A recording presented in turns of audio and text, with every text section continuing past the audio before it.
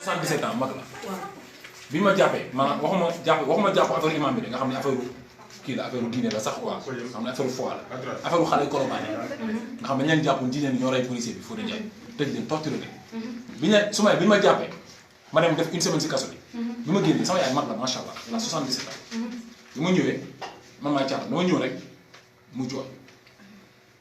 dama soo bàyyiwul xeex yi nga xeex ma bàyyi la àdduna la xeex mag la elle est vieille mu jooy ma bàyyi ko mu giif ma dem 2 jours 3 jours mu giif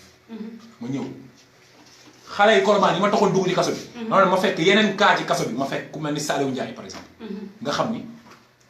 Saliou Ndiaye jaaykatu café Touba la bu doon jaay café Touba ay xale dem agressé benn naan bi day ci agression xale yi dañuy naan café Touba ci moom police bi topp booy yi trace booy yi ci téléphone yi ñu agressé woon ba jàpp booy yi jàppaale ko te booy dañoo naan café Touba si moom ñu yóbbu ko ci kaso bi Guinguinéo la jógee Guinguinéo ah mbokkam yi xamuñu ndax jàpp nañ ko jabaram fay na dem Saliou Ndiaye dem ba dox ci kaso benn bët bi tuuru ñu koy woo du wuyu xamatu turam ñu tëgg benn bët bi tuuru Saliou Ndiaye ñu bokk chambre maak moom chambre 31 day toog ci kaso bi moom kas ci benn ruux benn ko dof te foofu nga ko bàyyi. cas boobu noonu cas boobu ma ñëw ma wax sama yaay ma ne sama yaay fekk naa ci kaso bi waxuma la xale Colobane yi ngeen jàpp dóor leen de nga xam ne dañ leen tëj 3 ans koo xam ne 7 ans lañ ko tëj ci kaso bi ci cas bi ci loo xam def ko fekk yeneen cas ci kaso bi ma ne sama yaay léegi dama lay laaj naam ndax yàlla dalaa tàggu woon yow bi may jur mu wax la ne la man Abdou Karim suba mënumaa dox ci mbedd bi ñu jàpp ma tëj ma ci kaso bi tooñ ma tëj ma foofu tëj ma juróom-ñaari at di ma dóor wala ñu tàpp ma